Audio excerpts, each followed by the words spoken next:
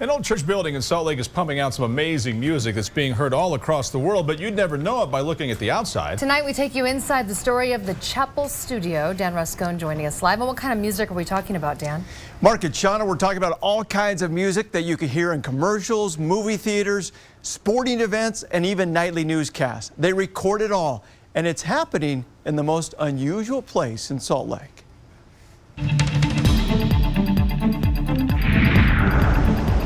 At the corner of 900 West and 100 South in Salt Lake sits an old historic church house that's been here for more than 100 years. The last place you'd ever think to hear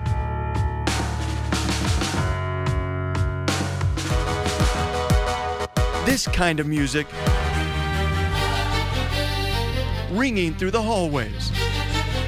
Inside this old-looking chapel, there is a state-of-the-art recording studio. This is Studio B. Complete with 3 different studios. We recorded strings and brass and woodwinds on this piece. And several editing bays. I'm just separating all the audio tracks that we have for recording. But it's not just any kind of music they are pumping out of here. This is music that's being heard across the world. In movie theaters. Got room for one more? Commercials. And sporting events. In the theaters, you hear it on the air, you hear it on the radio, you hear it on the internet. The official name is Warner Chapel Production Music. Brian Hoffines is a chief executive producer of this music production company that's been here for 30 years. So our library, which is the 3rd largest in the world, is music that we actually conceptualize and produce on our own, and we own it. And then we put it out there through a search engine. With some 900 music tracks coming out of here a year, recordings are happening all the time.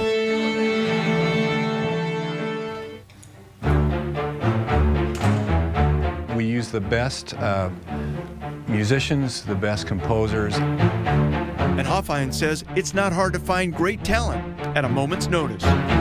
We've been very fortunate to live in a place that's rich with very talented musicians and composers, and we've just tapped into that resource. We're really proud of how great it can sound and does sound.